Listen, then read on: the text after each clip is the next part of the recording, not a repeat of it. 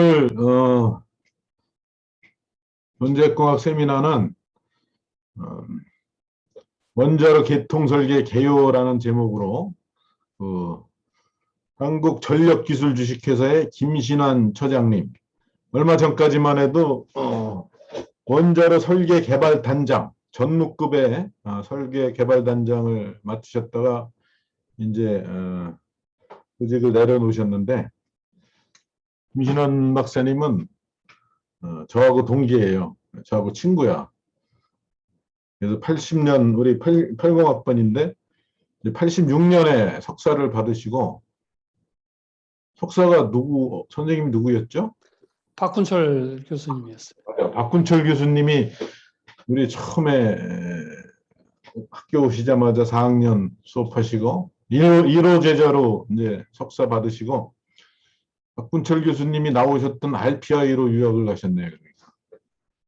근데 그때 갈 때 국비 유학생으로 선발이 되셔가지고 어려운 경쟁을 뚫고 또 그래서 86년에 국비 유학생 되셔가지고 88년부터 94년까지 RPI에서 레이히 교수라고 아주 유명한 교수가 있는데 그분한테 박사를 받으시고 이제 옛날에는 이제 코팩이라고 그랬어요. 한국전력기술이라는 그 이제 원자력 발전소 설계뿐만이 아니라 화력 발전소 설계, 뭐 여기 지금 그림에 보이는데 여러 가지 그 설계 용역, 설계 개발을 하는 그런 그런 회사에 들어가셔가지고 원자력 그 원전의 설계, 특별히 이제 안전계통 설계 이런데 스페셜티를 쌓아오시다가 쭉 승진을 하셔가지고 최근에 이제 전무까지 하시다가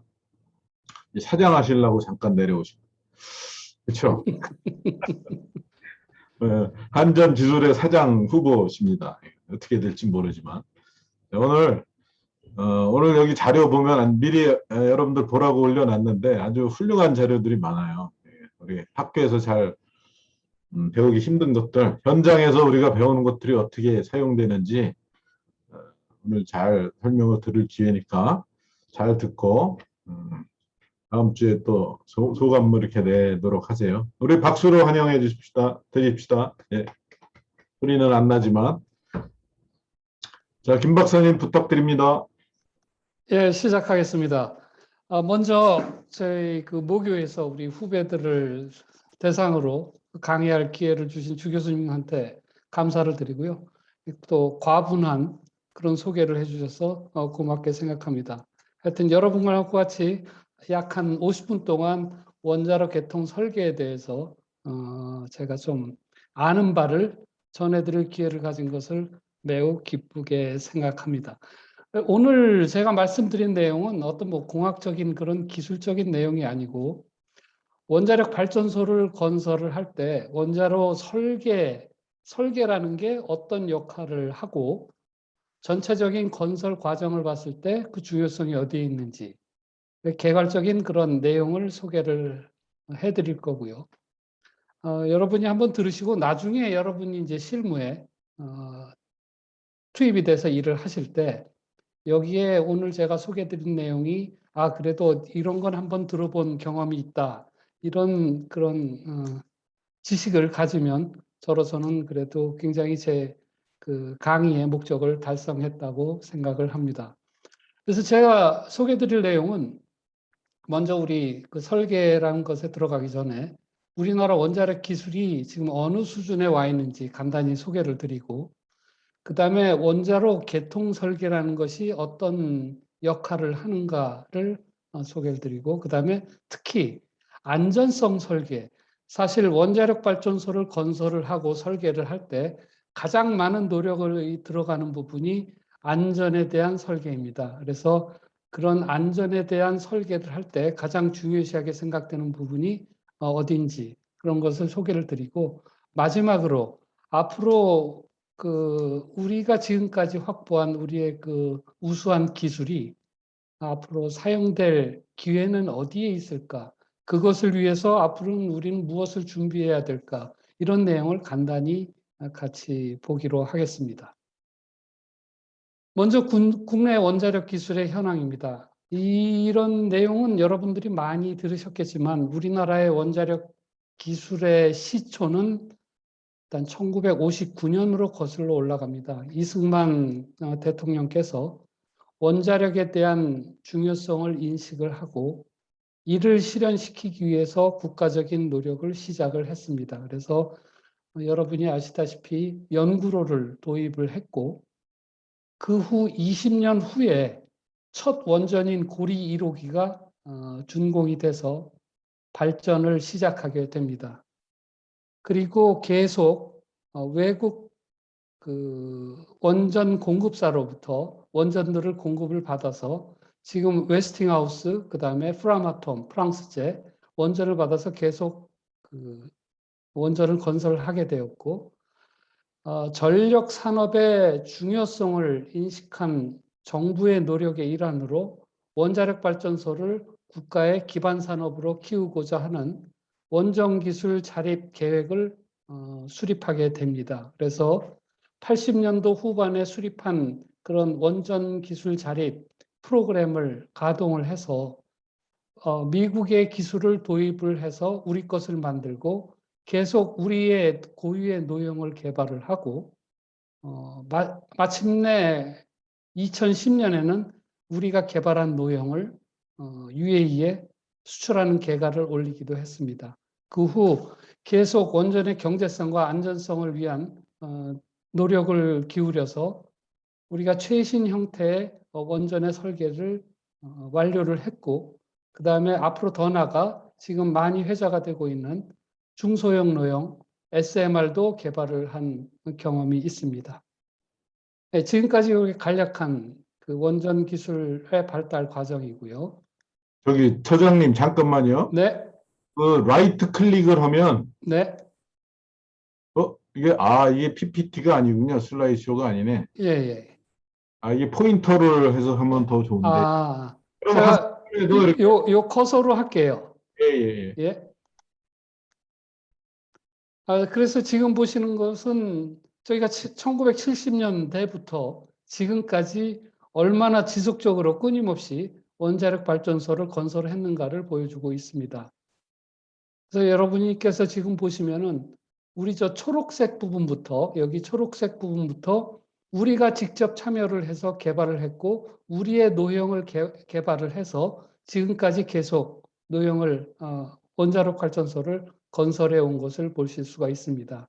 사실 다른 나라와 비교할 때 이렇게 지금 한 40여 년간 지속적으로 원전 건설을 끊임없이 건설해 온 나라는 거의 없다고 보셔도 됩니다. 이런 지속적인 경험과 노하우, 축적된 노하우가 우리나라의 원자력 기술의 경쟁력이 되었고, 이를 바탕으로 그 UAE 원전을 수주를 해서 건설하게 되는 그런 쾌거를 이루기도 합니다. 불행히도 지금 뭐 정부의 정책으로 신고리 5줄기 지금 정부 정책에 따르면 마지막 원전 건설이 될 것이지만 원전에 대한 중요성은 사실 우리나라에 국한된 것이 아니고 전 세계적으로 필요한 그런 자원이고 그다음에 원전을 건설할 수 있는 그런 능력은 굉장히 세계적으로 봤을 때 희소한 자원이기 때문에 우리의 기술은 그래도 세계적으로도 계속 쓰일 수 있고 또 그렇게 할 수 있도록 노력을 해야 합니다.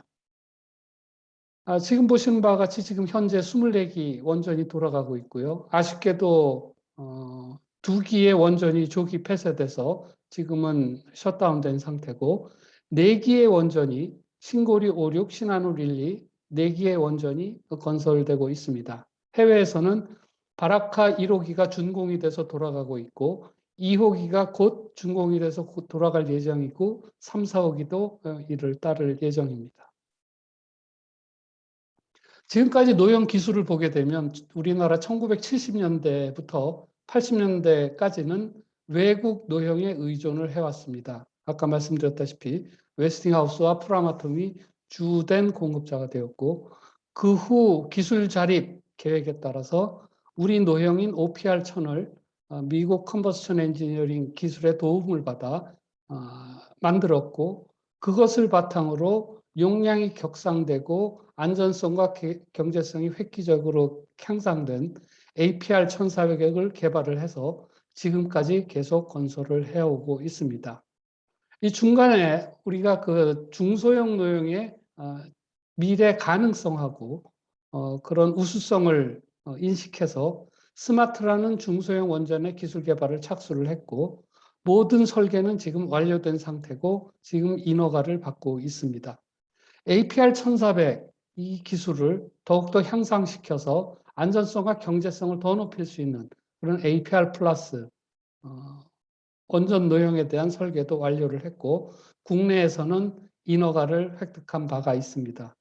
앞으로 더 나아가서 우리 사실 그 정부의 정책이 변경되기 전까지는 궁극적으로 중대 사고를 실질적으로 배제할 수 있는 아이파워란 개념의 원자로도 개발을 하고 있었으나, 저희가 사실 그 정책 변화에 따라서 이 개발은 지금 멈춰진 상태가 되고 있습니다. 이에 더불어서 차세대 노용이라고 불리는 4세대 원전, Generation 4 Systems, 이런 그런 원자로 노용들도 계속 전 세계적으로 개발을 하고 있고, 우리 국내에서도 다른 나라와 협력하여 이의 개발을 위한 기술 개발 협력을 진행시키고 있습니다. 우리 지금 건설하고 있는 APR 1400에 대해서는 사실 여러분이 지금 보는 입증된 기술이라는 것이 굉장히 중요한 그런 정의가 되겠습니다. 입증된 기술이란 것은 그만큼 불확실성이 없고 우리가 안심하고 믿고 쓸 수 있는 기술이라고 이해하시면 되겠고요. 그렇기 때문에 안전성이 보장되었다라고 우리가 자랑할 수 있는 내용이 되겠습니다. 그걸 위해서 우리 APR 1400은 유럽에서 EUR 인증을 2017년도에 받았습니다. EUR 인증이라고 하면 유럽의 전기 사업자들이 우리가 원전을 건설을 한다면 적어도 이 정도의 성능과 안전성을 갖춰야 된다라고 하는 그런 요건을 제시를 해놓은 것이 있습니다. 그 요건을 모두 충족할 수 있도록 APR 1400의 설계를 변경을 해서 EUR 인증을 획득을 했고, 미국에서 그 어렵다고 하는 설계 인증을 2018년도에 획득을 했습니다. 그래서 미국에서 보게 되면 미국산 설계가 아닌 노형으로 처음으로 그 설계 인증을 받은 기술이 지금 APR 1400 하나밖에 없습니다. 그래서 우리의 노형은 지금 미국을 가서도 지을 수가 있고 유럽을 가서도 지을 수가 있는 그런 기반을 닦아놨다고 하겠습니다. 이런 기술의 기반을 바탕으로 지금 바라카 원전을 건설하고 있고요. 지금 제 뒷배경하고 지금 슬라이드에 여기 보이시는 이 바라카 원전이 보이는데, 여러분들 혹시 가보신 분이 있을지 모르겠지만 여기 가보시면 얼마나 감격스러운 모양이 나타나는지 기회가 있으면 여러분도 한번 가보시면 좋겠네요. 사실 아부다비에서 사막을 쉬지 않고 한 3시간 쭉 달리다가 갑자기 난데없이 이런 것이 쫙 들어선 것이 보입니다. 사막 한가운데 바다에 접한데, 이런 어려운 조건 하에서도 우리가 이런 발전소를 짓고 운전을 할 수 있다는 그런 능력을 보유했다는 것이 얼마나 자랑스러운 일인가, 한번 여러분도 저와 같은 감격을 같이 한번 느껴봤으면 하는 바람입니다. 자, 그러면 원자로 개통 설계에 대해서 말씀을 드리겠습니다. 먼저 우리가 여기 보시면 원자력 발전소, 이게 아마 신고리 5, 6호기 조감도인데, 이런 발전소를 만들기 위해서 먼저 설계를 해야 됩니다. 그래서 설계를 한다는 것이 좀 막연한 개념이지만, 간단히 말하면 우리가 원하는 것, 목적하는 것, 아니면 요구되는 것을 만들기 위해서 해법을 제시하는 것이라고 이해하시면 되겠습니다. 그래서 지금 같은 경우는 우리가 1400메가와트짜리 발전소, 원자력 발전소를 만드는데, 어떤 사람은 증기 발생기가 4개 달려 있는 것을 제시할 수도 있고, 어떤 사람은 2개 달려 있는 것을 제시할 수도 있고, 어떤 사람은 가압 경수로를 제시할 수도 있고, 어떤 곳에서는 비등형 경수로를 제시할 수도 있고, 다 다르지만 궁극적으로 원하는 1400 그런 요건은 만족할 수가 있습니다.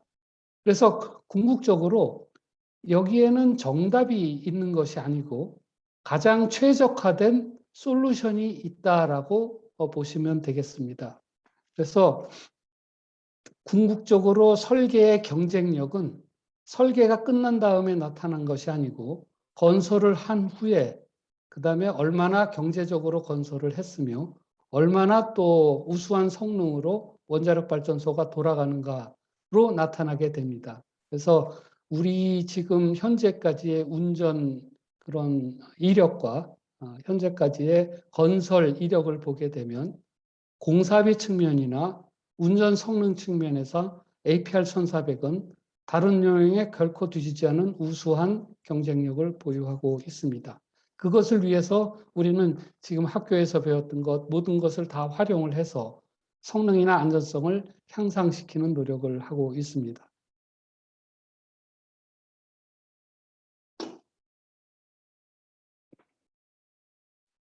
커서가 예. 자, 아까 외벽만 보이던 그런 건물 안을 들여보게 되면 여기 A 건물의 원자로 건물 안에 보시면 원자로에서 열을 발생시켜서 증기를 생산하는 엔트리플레스 뉴클리어 스팀 서플라이 시스템이란 것이 이 안에 위치하고 있습니다. 그래서 제가 근무하고 있는 한기의 원자로 설계 개발단에서는 이쪽 안의 계통들을 모두 설계를 하고 있습니다. 그래서 리액터, 그다음에 이런 리액터 쿨란트 시스템, 그다음에 이런 대형 기기들 이런 것들에 대한 설계를 시행을 하고 있습니다.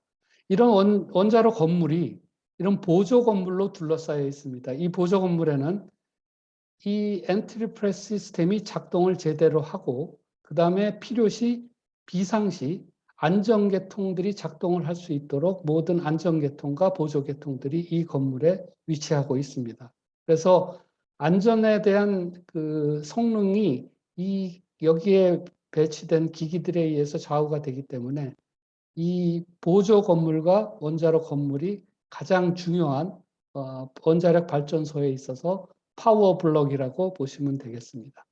그 옆에 여기에 보시는 부분이 생성된 증기를 가지고 터빈을 돌려서 전기를 생산하는 부분이 되겠습니다. 그래서 이쪽은 중요성은 얼마나 효율적으로 전기를 생산하느냐 이것이 결국은 그 원자력 발전소의 경제성을 정하게 되겠습니다. 지금 보시는 그림은 아까 설명드렸던 내용이고요. 그래서 저희 한기에서는 이 엔트리 프레스 계통 설계와 나머지 계통 설계를 모두 다 수행할 수 있는 역량을 보유하고 있습니다. 그래서 외국 회사랑 비교를 한다면 외국의 웨스팅하우스나 프라마톰도 이 모든 것을 한 회사에서 설계할 수 있는 능력을 보유하고 있지는 않습니다. 다 다른 회사에서 설계를 하고 인테그레이션 하는 그런 업무를 하고 있어서 우리는 한 회사에 이런 기능을, 이런 역량을 다 보유하고 있기 때문에 상대적으로 더 경쟁력을 확보를 할 수가 있습니다. 자, 그러면 원전 건설에서는 어떤 일들을 하고 있는가 한번 살펴보게 되면요. 먼저 원자력 발전소를 원하는 기관이나 사업자가 이러한 원자로를 지어주세요 하고 하면 그 요구에 맞게 개통 설계를 시작하게 됩니다.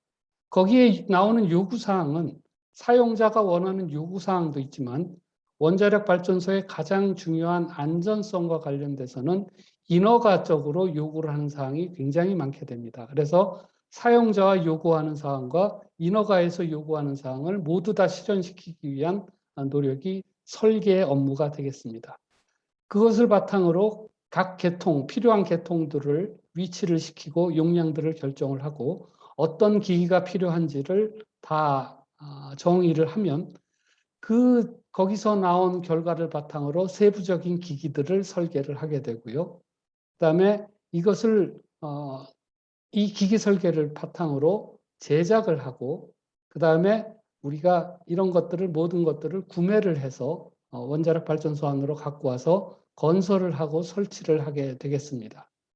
그래서 이런 설계로부터 시작을 해서 건설 설치가 다 완료되면 이게 지금 그 시운전을 시작하게 되고, 시운전이란 것은 뭐 어떤 내용이냐 하면은 우리가 어떤 요건들이 지금 건설이 완료된 원자력 발전소가 사업주나 인허가적으로 요구하는 모든 요건을 만족했는지 모두 다 확인하는 작업이 되겠습니다. 그래서 궁극적으로 이게 다 끝나면 상업운전을 시작하게 되겠습니다.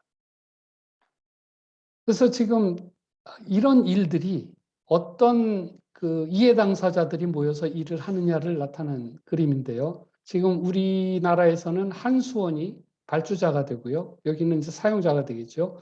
그 다음에 아키텍트 엔지니어링, 설계를 종합하는 부분이고요. 그 다음에 엔트리프레스 디자인, 그 다음에 제작 구매, BOP 설계, 제작, 그 다음에 엔트리프레스의 시스템 디자인, 여기에 A하고 시스템 디자인하고 BOP 설계는 저희 한국전력기술에서 담당을 하고, 엔트리 프레스, 그 아까 보신 리액터 베셀이나 증기발생기, 리액터 쿨란트 시스템, 이런 주기기들은 두산중공업 엔트리 프레스 벤더가 공급을 하고, 터빈도 두산중공업에서 공급을 하고, 해결료는 초기 노심 설계를 통해서 해결료를 제작, 공급을 해결료 주식회사가 담당을 하고 있습니다. 건설회사는 현대중공업이나 삼성중공업, 삼성건설, 우리나라의 유수한 건설회사들이 맡고 있고, 이 건설회사들의 능력이 굉장히 탁월해서 해외에서도 그 능력을 인정을 받고 있습니다. 스타트업은 원래 이 공급자가 하는 게 맞지만 우리나라에서는 그런 한수원이 책임을 지고 하고 있습니다. 여러분이 지금 제가 이걸 보여드린 이유가 이 많은 기관들이 그 많은 기기와 기술적인 내용을 취합을 해서 정해진 시간에 원자력 발전소를 건설하는 것을 상상을 해보십시오. 그렇게 봤을 때 사실 설계라는 기술도 중요하지만 그 설계를 구현시킬 수 있는 이런 사업을 진행시키고 관리할 수 있는 시스템, 그 다음에 오랜 동안 다져진 이런 그 이해 당사자들 간의 팀, 저희는 이걸 팀이라고 부르는데 팀의 팀워크, 이런 것들이 결국 전체적인 원자력 건설의 그 경쟁력을 나타나게 되겠습니다. 그래서 아까 말씀드린 바와 같이 30년 이상 계속 같은 구조로 같은 노력을 통해서 축적된 지식과 경험이 그리고 구축해 놓은 시스템이 우리나라의 현재 경쟁력으로 나타나게 돼 있는 것입니다. 지금 보시면 굉장히 복잡한 그림 같지만 간단히 설명드리면, 먼저 이제 이 발주자가 이 부분이 가운데 부분이 설계 부분이 되겠고, 왼쪽 부분이 기기 제작 부분, 오른쪽 부분이 건설 부분이 되겠습니다. 그래서 우리가 부지가 정해지고 모든 여건이 제시가 되면 설계를 수행을 하고, 그거를 바탕으로 계통을 구성을 하고 용량을 다 결정을 해서 우리가 예비 안전성 분석 보고서란 것을 만듭니다. 이게 필요한 이유는 원자력 발전소가 건설되기 전에 규제기관으로부터 이 정도면 안전하니까 건설해도 좋습니다라는 인허가를 받게 되어 있습니다. 그래서 이 부분이 가장 중요한 부분 중에 하나고요. 그래서 결국 궁극적으로 우리가 피사라는 것이 한 15cm 바인더로 18건 정도가 나가게 되어 있습니다. 그 방대한 양을 한 2년에 걸쳐서 인허가 검사를 하고, 허락이 떨어지면 저희가 원자로 건물을 짓기 위한 콘크리트를 타설을 시작을 할 수가 있습니다. 그래서 계속 저희는 그 개념 설계를 지나서 상세 설계 부분에 들어가서 이제는 우리가 개념적으로 구성했던 부분에 대해서 실질적으로 어떤 용량과 어떤 그런 구체적인 그런 설계 자료를 생산을 해서 제작을 하고 건설을 할 수 있는 자료를 생산을 해서 건설 쪽과 제작 쪽에 제시를 하고, 그 자료를 바탕으로 실제 데이터를 가지고 안전성 분석 보고서를 최종적으로 또 작성을 하게 됩니다. 그래서 안전성 분석 보고를 우리가 건설 중간에 작성을 하고 인허가 기관에 제출을 하고 이것도 약 한 2년 남짓 시간이 소요가 되고요. 그 중에서는 계속 저희가 설계를 수행을 해서 이런 세부적인 기기들을 다 제작하고 구매를 해서 설치를 하는 그런 작업을 하고 설치가 완료되면 이 F사의 그 최종 안전성 분석 보고서에 대한 인허가가 나오면 결국 운전을 시작을 할 수가 있게 되는 것입니다. 그래서 설계란 것이 한 번에 다 끝나는 것이 아니고 계속 제작과 건설과 병행해 가면서 구체화를 점점점 실제적으로 시켜나가는 그런 작업이 되겠습니다. 그래서 지금 우리가 전체적인 설계에 대한 컨셉을 말씀을 드렸는데 개통 설계에 대해서 말씀드리겠습니다. 개통 설계는 우리 이런 엔트리 프레스 개통에 대한 내용인데 저희가 사실 그 아까 말씀드린 목적한 바하고 그다음에 사업주가 요구하는 것들, 인허가에서 요구하는 것들, 이 모든 것들이 설계를 위한 기준점이 되겠습니다. 그래서 우리가 이거를 설계를 할 때 설계 기준이라는 용어를 사용을 하게 됩니다. 그래서 설계 기준이란 거는 우리가 아까 말씀드린 것과 같이 기본적인 그 주증기 공급 계통의 특징들, 파워는 열출력은 얼마로 낼 것이며 그 냉각 계통의 온도는 어느 정도, 온도 압력은 어느 정도로 유지할 것이며 퓨얼은 어떻게 구성을 할 것이며 그다음에 우리 반응도는 어떻게 제어를 해서 파워를 컨트롤할 것이며 이런 것들을 정하고 그다음에 효율은 얼마로 낼 것인가 그다음에 어떠한 운전 중에 어떠한 성능을 가질 것인가 예를 들어서 운전 중에 바깥에 전기가 나갔을 경우 그 경우에도 원자로가 정지하지 말아야 된다라는 그런 요건이 주어졌을 때 어떻게 우리가 그걸 구현할 것인가 이런 거를 다 고안을 해야 되고요. 그다음에 인허가 요건을 맞추기 위해서는 어떻게 설계를 해야 되는가 이런 것들이 또 설계 기준이 되고 그다음에 구조적으로는 어떤 구조 특성을 갖게 설계를 해야 되는가 그런 요건에 따라서 하고 환경적인 것은 우리가 바다의 온도는 또 얼마나 되는가에 따라서 설계가 바뀔 수가 있고요. 강가에 넣느냐 바닷가에 짓느냐에 따라서 또 설계가 많이 바뀔 수가 있고 그다음에 부지의 특성들 이 부지가 역사적으로 어느 정도의 크기의 지진이 올 수 있을까 아니면 홍수나 태풍이 불 수 있을까 이런 거를 예측을 해서 이런 거를 기준을 삼아서 설계에 반영을 하게 됩니다. 마지막으로 우리가 그 규제하고 그다음에 기술 기준에서 요구하는 사항들을 다 합쳐서 이런 다 제반적인 사항을 통틀어서 설계 기준이라고 하고 그 하나하나를 다 맞추기 위한 노력이 설계가 되겠습니다. 그래서 이건 도식적으로 나타난 건데요. 우리가 사용자가 원하는 거는 경제적으로 얼마나 잘 전기를 생산할 수 있을까 이런 퍼포먼스에 대한 요구사항이 나오고 안전성 규제 측면에서는 이러이러한 요건을 맞춰야 된다라는 안전성 관점의 요건이 나오게 됩니다. 이런 모든 요건들을 합치면 우리가 일련의 시나리오나 그런 이벤트로 다 표시를 할 수가 있는데 이런 것들에 대한 모든 집합을 설계 기준 사건이라고 정의를 하고 이들에 대해서 각각 분석을 통해서 설계의 적합성과 그런 적정성을 평가를 하고 결국 목적을 달성하게 됩니다. 그래서 이런 설계 절차를 가만히 보시면 우리가 디자인 베이시스 설계 기준을 설정을 하고 설계를 수행을 하게 됩니다. 그러면 우리가 성능 기준을 만족했는가 다 확인을 하게 되죠. 설계 중요합니다. 이런 거는 우리가 발전소를 시뮬레이션 할 수 있는 퍼포먼스 어널리시스 툴을 가지고 수행을 하고 만일 기준에 못 맞추는 것이 있다면 맞출 수 있도록 설계를 변경을 하고 다시 충분히 맞출 수 있도록 그런 이런 그 루프를 돌게 되고요. 성능 요건을 만족한다면 그다음에 라이센싱 관점에서의 이것을 그 요건을 맞추는가 이걸 검토를 해서 또 못 맞추면 다시 설계를 변경하고 다시 돌아오는 이런 프로세스를 거치게 됩니다. 그래서 모든 것이 다 만족이 되면 그 시스템의 우리 계통의 기기나 장치에 대한 설계를 하고 그다음에 제작을 해서 설치를 하고 건설을 완료하게 되는 게 일반적인 프로세스가 되겠습니다.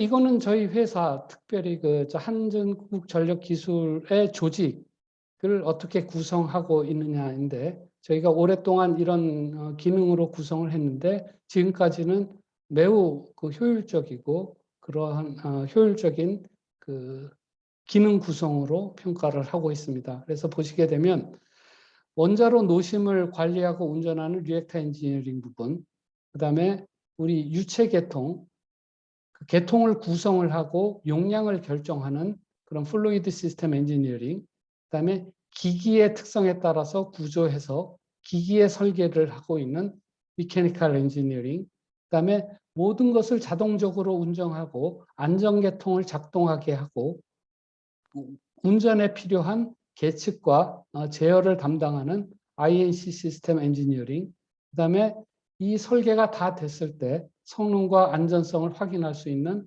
안전 성능 분석 분야, 그다음에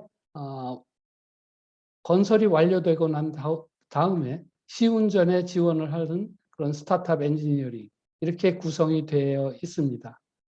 그래서 이 각각의 역할을 보게 되면 지금 보시는 바와 같이 우리 엔트리플레스 시스템의 설계에서는 각각의 일들이 서로 필요한 데이터를 주고받으면서 시행이 되고 궁극적으로 이것에 대한 성능이 분석을 통해서 이루어지게 되고요. 외부의 연결을 보면 우리의 설계 결과가 건설, 그다음에 해결료 설계, 그리고 BOP 설계, 기기 제작에 공급이 돼서 건설의 프로세스가 진행이 되게 됩니다. 여러분이 원자력 발전소의 규모나 이런 것으로 봤을 때 지금은 굉장히 간단한 모양으로 지금 표시되어 있지만 우리가 주어진 시간 안에 그 많은 일들, 제작, 설계, 건설 이런 것들이 한 50 몇 개월 안에 다 이루어질 수 있도록 공정을 개발을 하고 그 공정에 맞춰서 이 일을 수행을 하는 것이 얼마나 복잡한 건가를 생각을 하게 되면 이런 그 건설에 대한 경쟁력을 확보하기가 얼마나 어려운 것인가를 좀 상상해 볼 수 있을 것 같습니다. 그래서 지금 보시는 것들은 우리 그 유체에서 구성한 우리 지금 APR 1400의 구성도이고요. 그다음에 원자 로심을 안에 들어가게 되면 우리 그 코어를 감싸고 있는 리액터 인터널부터 그 밖에 원자로까지 그다음에 퓨얼 어셈블리 이런 것에 대한 구조적인 건전성 평가하고 설계 자료를 생산을 하고 그다음에 원자로 냉각수 펌프, 가압기, 증기 발생기의 제작에 필요한 설계를 수행을 하고 있습니다. 그리고 그 안전 기능을 담당하는 공학적 안전계통하고 그다음에 그 우리 수질 관리를 하는 케미컬 앤 볼륨 컨트롤 시스템 이런 것들을 설계를 하고요. 그리고 그 원자력 발전소의 두뇌라고 할 수 있죠. 그 INC 시스템, 맨머신 인터페이스 시스템을 설계를 해서 결국 구현을 하게 됩니다. 여러분이 원자력 발전소를 한번 가서 보신 분이 있는지 모르겠지만 그 규모나 기기의 숫자 그런 거를 봤을 때 이런 발전소가 스스로 자동적으로 알아서 매우 안정적으로 전기를 생산하면서 돌아간다는 것을 상상을 해보면 굉장히 저도 이렇게 공학도로서 많은 일을 해봤지만 아직까지도 이런 경이스러움이 있습니다. 그래서 참 사람들이 대단하다는 것이 그런 지혜를 다 짜내서 이런 설계를 통해서 실제 우리가 기술을 구현을 했을 때 그것이 우리가 목적한 바를 이룬다 이런 측면에서 공학도로서의 자부심도 갖고 그런 계속 그 놀라움을 느끼고 있습니다. 이제는 좀 더 들어가서 우리 안전 설계라는 부분에 대해서 좀 논의를 해보겠습니다. 우리가 원자력 발전소에서 가장 중요한 부분이 안전성이고 그것을 확인하기 위해서 말씀드렸다시피 한 15cm 두께의 바인더에 18건이라는 안전성 분석 보고서라는 것을 작성을 해서 인허가 기관이 검토를 하는 그런 절차를 따르고 있는데, 설계 대부분의 일이 안전성 설계라고 보시면 되겠습니다. 그래서 우리가 안전 설계를 할 때 무엇을 중요하게 생각하는가를 설명을 드리겠습니다. 먼저 우리 이제 한번 뒤돌아보면 안전 목표라고 하는 것이 결국은 방사선 재해로부터 국민의 생명하고 재산을 보호하는 것이고요. 그래서 이를 위해서 설계에서 최우선으로 고려하는 안전대책이 운전 중에는 우리가 대중하고 작업자가 방사선 피폭을 최소화시키고, 그다음에 외부로 방사성 물질이 방출되는 것을 통제를 해서 우리가 허용 가능한 수준 이내로 이것을 제어하는 것이 필요하고, 사고 발생을 방지를 시키고, 이런 설계를 통해서도 노력을 해야 되고 운전을 통해서도 노력을 해야 되고요. 그다음에 만약에 그럼에도 불구하고 사고가 발생한다면 그 결과를 완화시켜서 결과를 최소화시키는 것이 필요합니다. 그래서 이러한 개념으로 저희가 설계를 하고 있고, 이를 위해서 적용하고 있는 주요 설계 원칙이 첫 번째, 심층 방어 개념을 적용을 하고, 아까 말씀드린 입증된 기술을 적용을 하고, 그다음에 우리가 기술을 적용을 하게 되면 종합적으로 안전성을 평가를 하고 입증을 하는 일을 하게 되겠습니다. 여기서 이 심층 방어 개념이라는 것이 원자로 설계에서 가장 중요한 개념인데요. 먼저 구조적으로 보게 되면 우리 방사능의 근원은 어디서 나올까요? 우리 해결료에서 나오게 되겠죠. 그러면 우리가 단계별로 생각하면 해결료가 건전하게 남아있다면 방사선 그 생성물은 해결료 안에 그냥 남아서 밖으로 나오지 못하게 되겠죠. 만일 해결료가 손상이 되면 피복관, 그 겉을 둘러싸고 있는 클레딩이 건전성을 유지하게 되면 방사능 물질은 그 안에서 갇혀 있지만, 그것이 실패를 하게 되면 밖으로 나와서 냉각제들과 같이 섞이게 됩니다. 그래서 냉각제가 만약에 섞인다고 하더라도 원자로 용기하고 파이프 안에 계속 갇혀 있다면 외부로 방출은 없겠죠. 그래서 원자로 용기, 이쪽에 우리 지금까지 말씀드린 이런 그런 장벽들에 대한 건전성을 유지하는 것이 필요하고, 만일 원자로 용기마저도 파손이 됐다, 그러면 최종적으로 우리가 막아주는 것이 원자로 경락 건물이 되겠습니다. 그래서 우리가 단계적으로 이런 5개 구분의 다중 방호벽을 설치를 하고, 우리가 안전을 보장한다는 얘기는 이 다중 방호벽의 건전성을 유지를 시키면 되겠습니다. 그래서 가장 중요한 것이 설계의 대부분이 어떻게 하면 우리가 예상하는 시나리오 내에서 이 다중 방호벽의 건전성을 유지시킬까를 보장을 하는 것이 안전 설계의 중요한 역무가 되겠습니다. 이건 물리적인 그런 단계를 보게 된 것이고, 기능적으로 우리 심층 방어 개념을 보게 되면 5단계의 그 방어 체계를 구축을 하고 있습니다. 그래서 이 개념은 한 단계, 어떤 단계에 있어서 그 기능이 상실되면 그 다음 단계가 작동을 해서 사고의 그 진행을 완화시키고 결과를 최소화시키는 그런 개념이 되겠습니다. 그래서 첫 번째 단계는 가장 안전되게 그 전기를 잘 생산할 수 있도록, 사실 안정되게 전기를 계속할 수 있다면 그만큼 안전한 게 없죠. 그래서 오작동하고 고장을 예방할 수 있도록 고품질의 그 건설하고 운전을 하고 보수적인 설계를 함으로써 이런 것을 지금 달성을 하고요.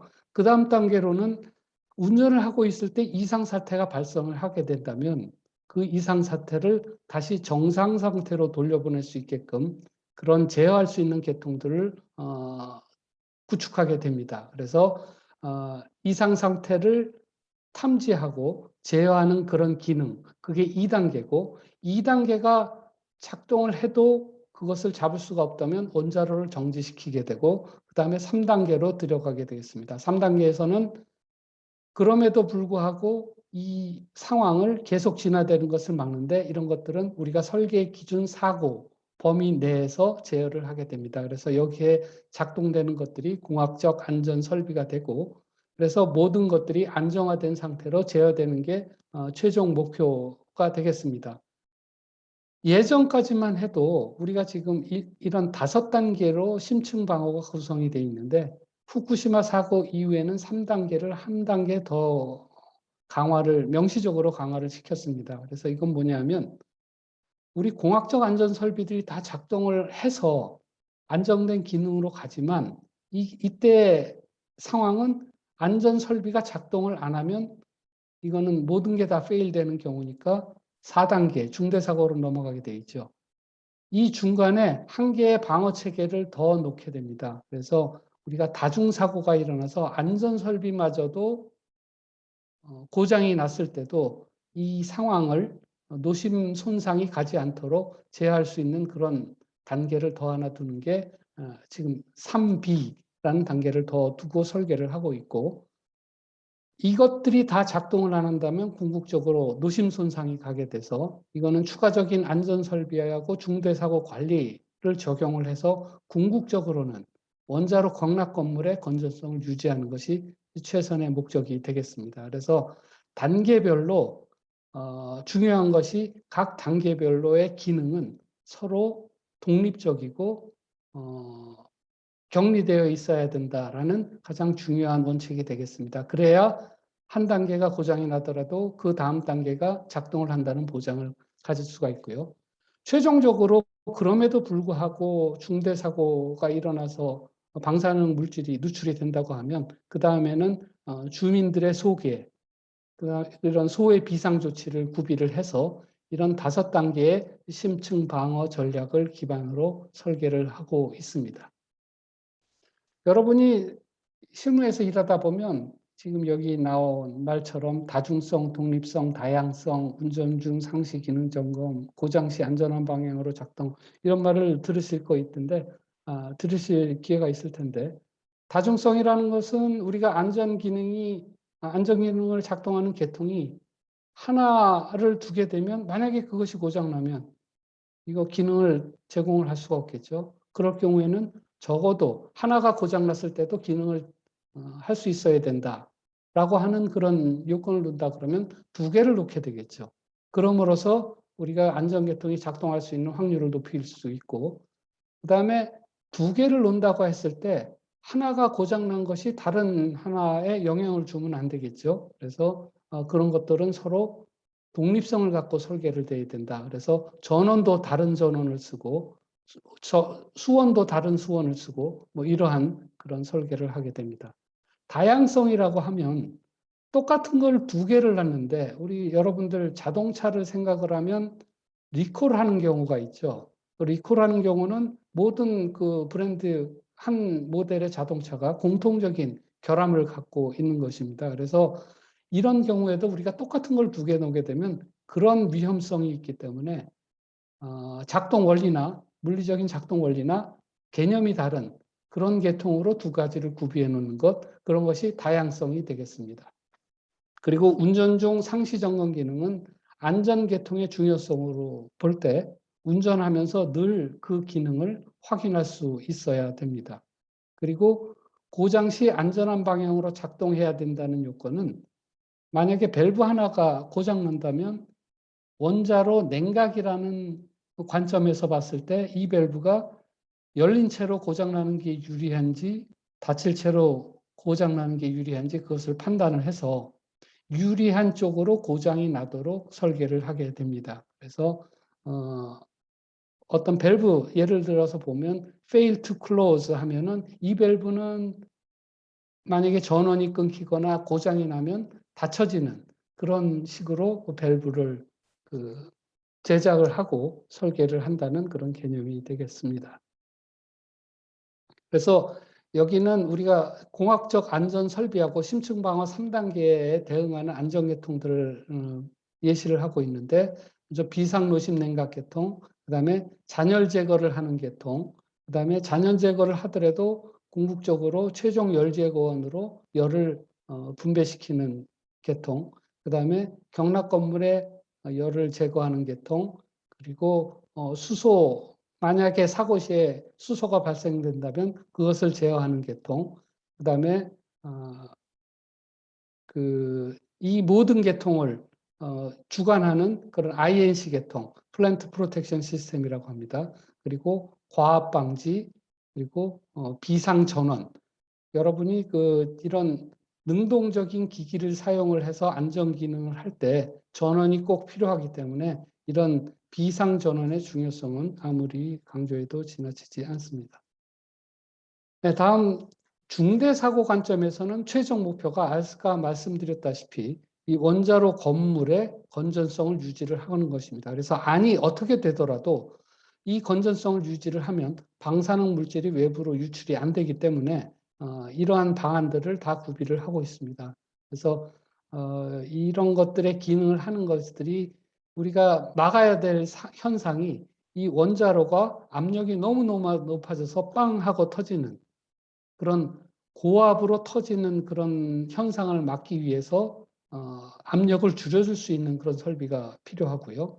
그 다음에 수소가 우리 후쿠시마 사고에서도 보셨다시피 수소 폭발 현상을 봤을 텐데 그런 휴소가 모여서 폭발하는 것을 방지하기 위해서 수소를 제어하는 시스템, 그리고 노심 용융물이 나왔을 때 그 바닥에서 식히는 시스템, 그리고 이 안에 있는 공기나 이런 수증기 이런 것들의 온도를 낮추기 위해서 스프레이를 작동하는 시스템, 이런 것들이 중요한 완화 설비가 되겠습니다. 그리고 설계에 있어서 또 중요한 부분이 재해에 대한 방어가 되겠습니다. 그래서 설계에 고려하는 자연재해는 지진, 해일, 태풍, 홍수 등 부지 특성에 따라서 변하게 됩니다. 그래서 우리나라는 지금 0.3G로 지진에 대해서는 0.3G로 설계를 하지만 핀란드 같은 경우를 가게 되면 0.1G를 적용을 해서 설계를 하게 됩니다. 그래서 그 조건에 따라서 설계가 바뀌게 되고요. 그다음에 인적 재해, 항공기 충돌, 화재, 테러 대비해서 물리적 방어를 갖추게 되고, 그다음에 후쿠시마 사고가 일어난 이후에는 극한 재해가 왔을 때도 원자로의 안전성을 보장할 수 있도록 추가적인 안전 설비를 구비를 하고 있습니다. 이런 설계의 기준이 되는 안전 설계의 기준이 되는 것들은 법으로 지금 정해져 있습니다. 그래서 지금 보시는 것들이 원자력 법으로 나와 있는데 건설, 설계, 운영의 안전을 보장하기 위해서 필요한 법적인 요건들을 다 이렇게 제시를 하고 있고요. 기술적으로 봤을 때는 이런 여기 규제 기준을 정해 놓고 이 규제 기준을 충족시킬 수 있는 그런 지침, 방법들을 제시를 하고 있고, 그래서 이 방법을 따라하면 규제를 하는데 굉장히 효율적으로 수행을 할 수가 있고요.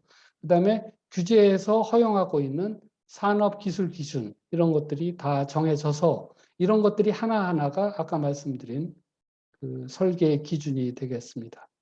네, 지금까지 그런 설계에 대한 우리 내용을 말씀을 드렸고, 아까도 말씀드렸다시피 대규모 그런 공사를 정해진 시간 하에 그 많은 기기와 이런 시스템을 설치를 해서 성능을 보장하는 원전을 건설한다는 것이 얼마나 어려운 일이고 힘든 일인가, 그 능력을 확보하는 것이 또 얼마나 대단한 일인가라는 것을 봤을 때 우리나라는 지금까지는 사실 여러분도 아시다시피 많은 경쟁력을 갖고 아주 큰 경쟁력을 갖고 있습니다. 근데 지금은 뭐 정부 정책 변화로 인해서 그런 것들이 어떻게 보면 훼손될 가능성이 꽤 크기 때문에 앞으로 이런 것들을 어떻게 보완해 우리가 좀 방지하고 그다음에 계속 기술을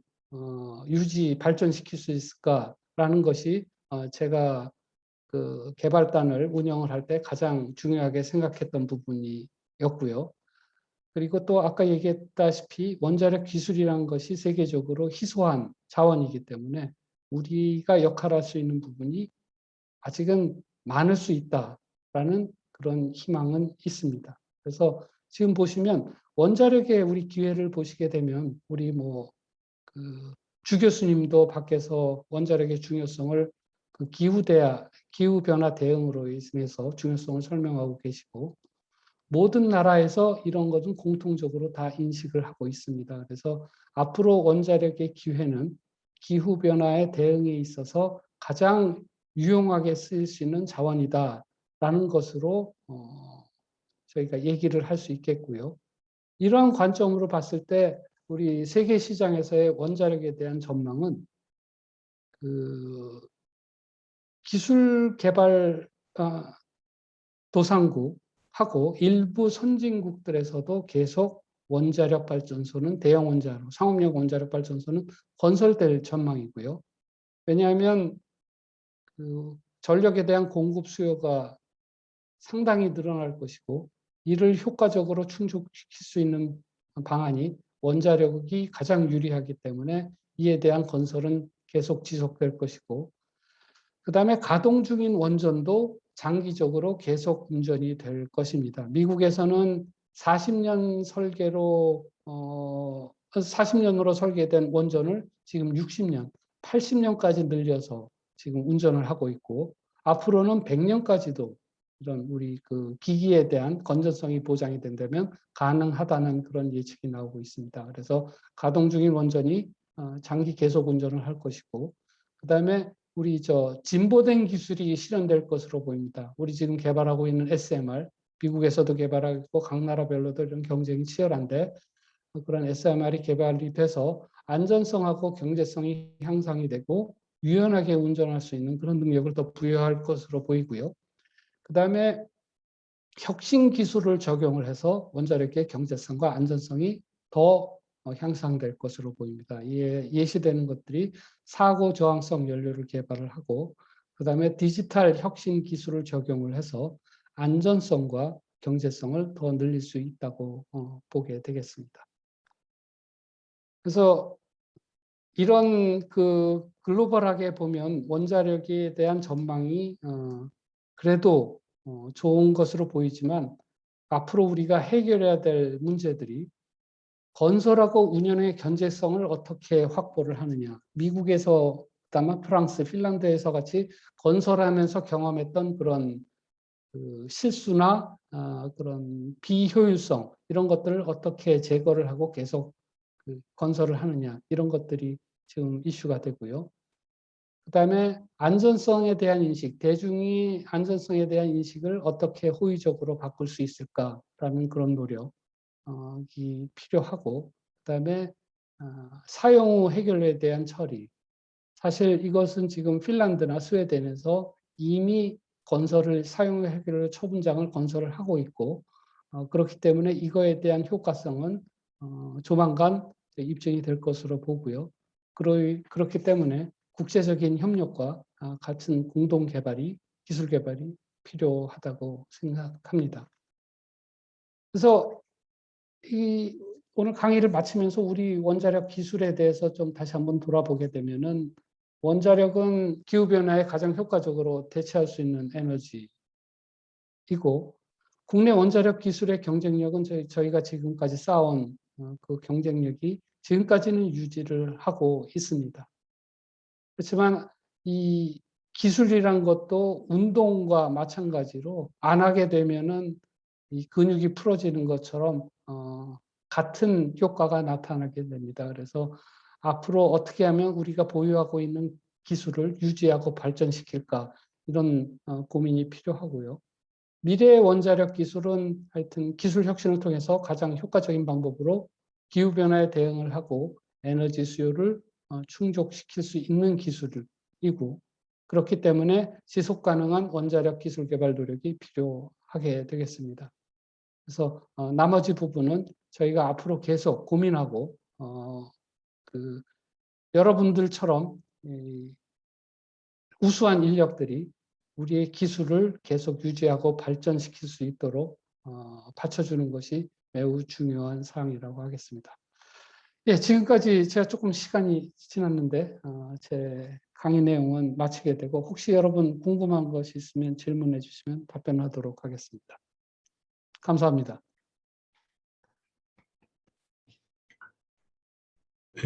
우리 김신환 박사님이 우리나라 원전 건설 이력부터 시작해서 원전 건설에 어떤 요소들이 들어가는가, 설계, 뭐 기기 제작, 설비, 뭐 건설 등등 요소하고 또 중요한 이제 세이프티 해석하고 어떤 방책을 갖추고 있는가, 그 설계를 어떻게 하는가, 그다음에 이제 앞으로 우리 원자력이 기후변화 대처에 있어서 이제 얼마나 중요한 기여를 할 건가 이런 말씀해 주셨는데 뭐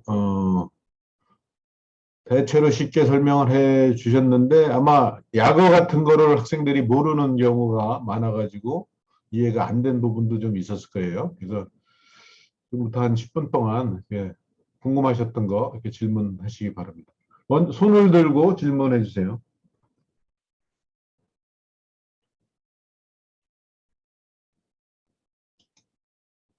질문할 사람?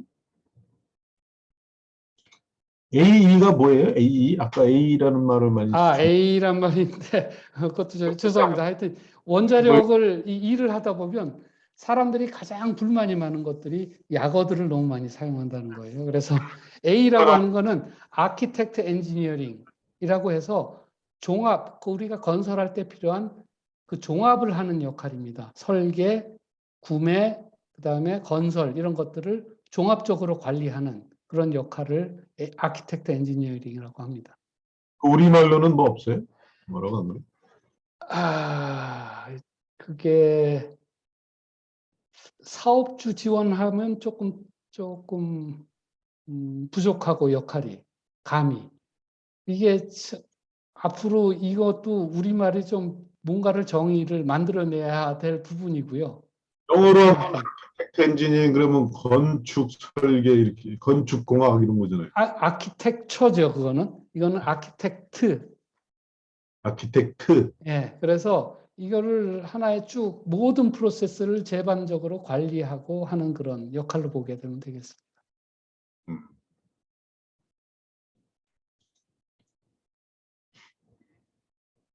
저도 사실 학교 다닐 때 기억으로는 지금 우리 지금 듣고 있는 학생들이 3학년인가요? 학년들이 어떻게 되나? 3학년이 대부분이에요. 3학년이고 이제 복학한 사람들이 좀 있고 다른 과 학생이 몇 명 있긴 있어요. 예, 사실 뭐 저도 학교 다닐 때 생각하면 3학년 때 이러한 내용을 접할 기회는 없고 그래서 아마 꽤 생소할 텐데 사실 뭐 우리 저 동력로공학 뭐 열전달공학 이런 것들 주로 배우기 때문에 세부적인 것을 배우기 때문에 이런 거는 어, 잘 접할 기회가 없는 것 같은데 그래도 한번 여러분들이 이 자료를 가지시고 한번 이래도 좀 더 볼 기회가 있다면 그래도 나중에 어디선가는 들을 기회가 많을 것으로 생각을 합니다. 임지훈 학생, 네, 교수님. 네, 잘 이해했어요? 아, 네. 지금 뭐 궁금한 거 없어요? 네, 워낙 설명을 잘 해주셔가지고 없는 것. 고맙습니다. 근데 지금 주 교수님께서 제가 뭐 질문들이 여러 번 없기 때문에 주 교수님께서도 하여튼 우리나라 원자력을 위해서 굉장히 노력을 많이 하고 계시고 사실 산업체에 있는 저희들도 여러분들도 우리와 같은 그런 경험을 한번 맛볼 수 있도록 노력을 많이 하고 있습니다. 그래서 여러분들이 졸업을 하고 만약에 산업체에서 일을 한다고 하면 그때는 우리가 원자력 발전소를 영국에 짓든지 체코에 짓든지 그런 기회가 올 수 있도록 하여튼 저 산업체에서는 대단한 노력을 많이 기울이고 있습니다. 그래서 하여튼 여러분들이 그 학교에서 잘 배우시고 산업체나 연구계로 오신다면은 앞으로 원자력 부분에 있어서는 할 수 있는 역할이 꽤 많지 않을까 그렇게 생각을 합니다.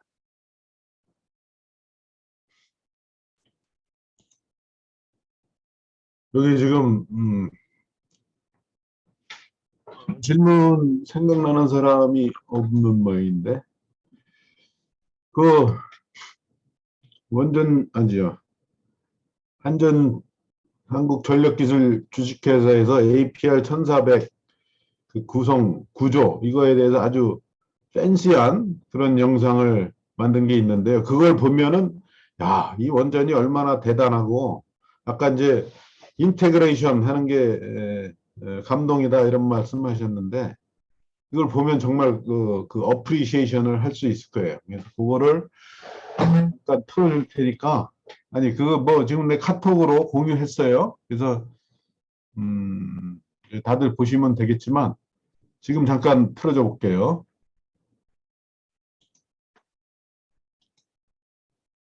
그 공유 좀 중지해 보실래요? 네.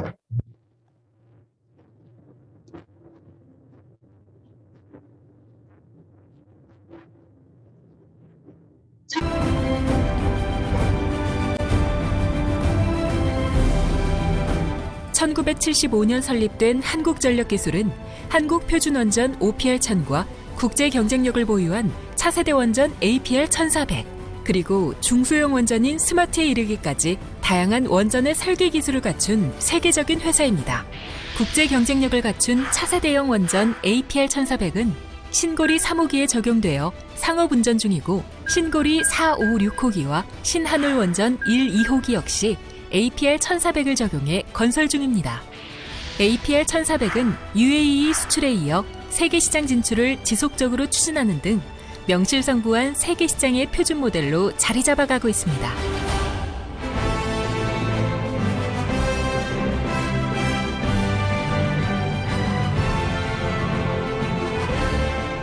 APR-1400은 대한민국 고유의 대용량 1400메가와트급 원자력 발전소 모델로서 국내에서 가동 중인 OPR-1000의 설계와 건설 경험을 바탕으로 발전 용량을 높이고 안전성과 편의성, 경제성을 획기적으로 개선했습니다.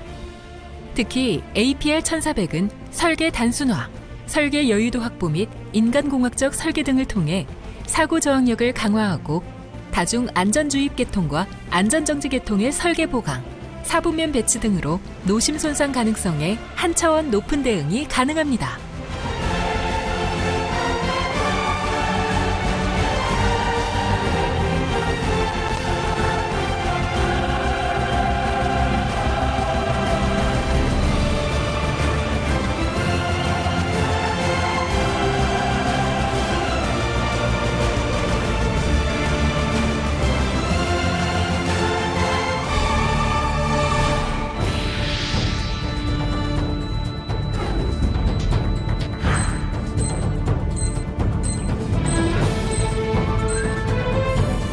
원자로 건물은 직경 150피트, 벽 두께 4피트에 233피트의 높이를 갖는 프리스트레스 콘크리트 단일 원통형으로 구성되며 지진 및 항공기 충돌에 안전토록 설계되어 있습니다.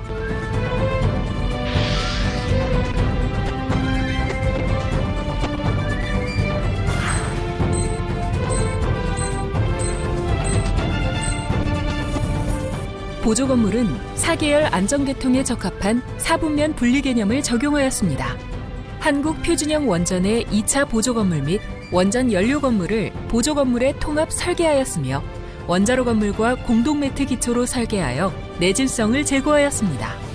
보조 건물 156피트에 설치되는 주제어실은 인간공학적 주제어실 공간 구현과 근무자의 심미적 측면을 감안한 높은 천정고 및 곡선, 원형이 조합된 일체형 천정을 채택하였습니다.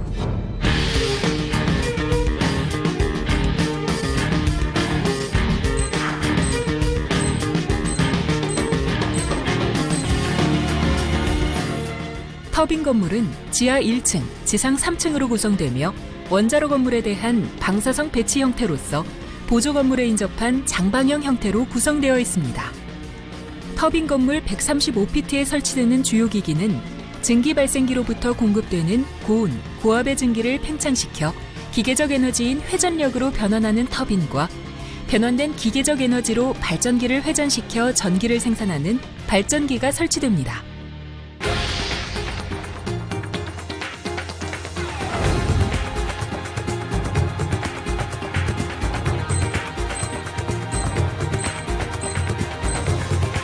원자로는 탄소강 합금 재질로 만들어지며 내부 표면의 부식 방지를 위하여 스테인레스 강으로 피복되어 방사성 영향과 고온 및 고압의 상태에서도 견딜 수 있도록 설계되어 있습니다. 또한 원전 연료 분열에 의한 열 에너지 생성을 위해 원전 연료봉 집합체, 제어봉 집합체, 내부 구조물 등을 포함한 상부 헤드, 하부 헤드 및 몸통 세 부분으로 이루어져 있습니다.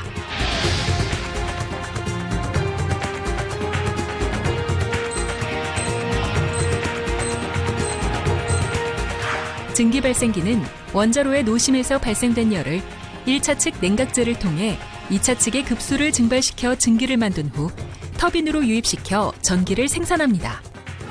증기 발생기는 수직 유튜브형 열 교환기로서 관의 내측에는 냉각제, 동체 측에는 급수가 흐르면서 열의 교환이 이루어집니다.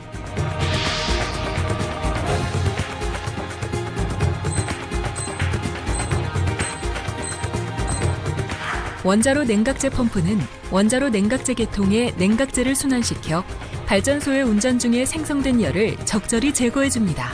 원자로 냉각제 펌프의 유량 부족으로 원전 연료가 운전 중에 손상이 되지 않도록 최소 유량 이상을 항상 공급할 수 있어야 합니다.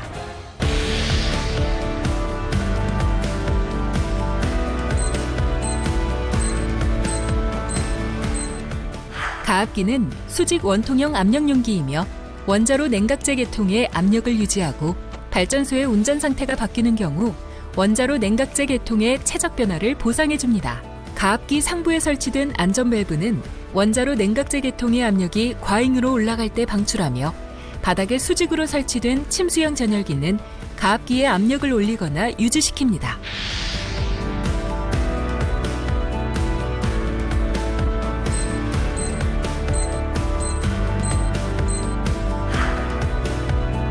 원전 연료 저장 수조는 표준 원전에서 원자로 건물 외부에 위치하고 있는 원전 연료 제장 전수 탱크를 원자로 건물 내부에 설치하는 설계 개념으로 장기 냉각 운전 시 단일 냉각 수원의 지속 제공으로 안전 주입 신뢰성 제고를 위하여 원자로 건물 하부에 환형으로 설치합니다.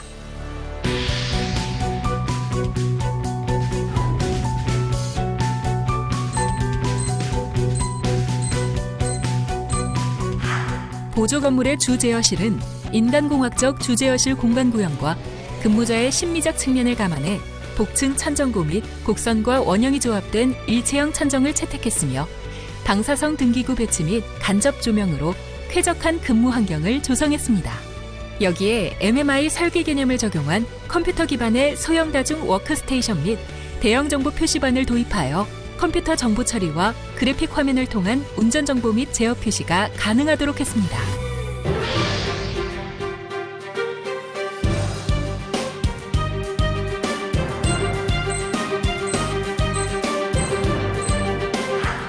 터빈은 증기 발생기로부터 공급되는 고온 및 고압의 증기를 팽창시켜 기계적 에너지인 회전력으로 변환하는 장치이며 많은 에너지를 가지고 있는 고온 고압의 증기는 터빈을 통과하면서 회전자에 부착되어 있는 날개들로 에너지를 전달하여 기계적 에너지인 회전력을 얻게 됩니다.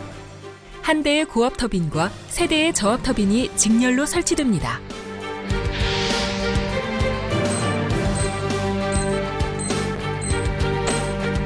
발전기는 기계적 에너지를 전기적 에너지로 변환시키는 기계로 교류 발전기와 직류 발전기로 분류할 수 있으며 발전소의 주 발전기는 거의 교류 발전기를 사용합니다. 회전자와 고정자로 대별되며 고정자는 발전기의 각 구성품을 지지하는 하우징 또는 프레임 구조로 발전 중 발생된 열을 제거하는 냉각장치, 삼상의 단락 및 급작스러운 부하 변동 등에 대비한 각 보조 계통이 포함됩니다.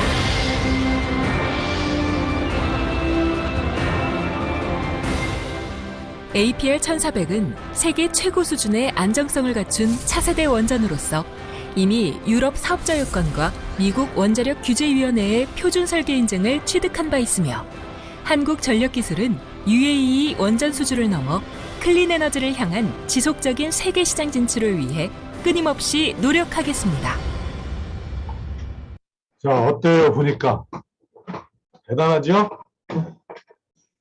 저런 거 아무 나라나 할 수 있을 것 같아요. 이런 원자력 발전소 설계, 건설 이런 거 못하겠죠.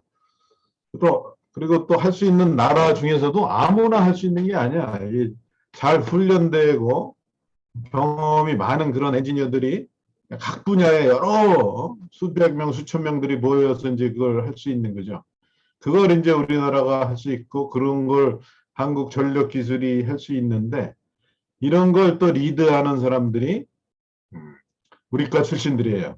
우리 김시한 박사님처럼 저런 한전기술이나 한수원 이런 데 가면 한 10% 정도가 이제 원자과 출신들인데 그 사람들이 이렇게 다 종합을 해서 이것저것 엮어서 이렇게 거대한 프로덕트를 만들어내는 거란 말이에요. 그러면서 우리가 이제 소위 국부를 창출하고 고용을 창출하는 그런 주역으로서 이렇게 역할을 하고 있으니까 지금 뭐 탈원전으로 약간 뭐 침체가 되고 있지만 결국은 이제 사회와 국가가 알아줄 거라고 생각하고 자부심을 가지고 또 자신들도 이런 능력 개발을 통해서 더 큰 기여를 할 수 있는 그런 준비를 하기 위해서 더 열심히들 공부를 하기를 바랍니다. 오늘 김시한 박사님 모시고 아주 뜻깊은 그런 강좌를 들은 것 같아요. 네, 수고들 했습니다. 이걸로 마칠게요. 김시한 박사님 한 말씀 마무리 말씀해 주실래요? 예, 하여튼 저도 이런 모교에서 이런 기회를 갖게 돼서 진짜 영광이고 기쁘게 생각을 하고요. 하여튼 지금 주 교수님께서 말씀하셨다시피 원자력은 굉장히 소중한 자원입니다. 그래서 이것은 반드시 유지 발전시켜야 되기 때문에 여러분들과 같은 유능한 인재들이 앞으로 계속 필요합니다. 그래서 하여튼 저희도 현직에 있는 동안 여러분들이 더 활락할 수 있는 그런 운동장을 만들 수 있도록 노력을 할 테니까 여러분들도 학교 다닐 동안에는 열심히 지식을 쌓고 이런 사회에 나와서 역할을 할 수 있는 준비를 해주셨으면 고맙겠습니다. 네, 감사합니다. 오늘 들어주셔서. 네, 수고하셨습니다. 네, 수고하셨습니다. 수고하셨습니다.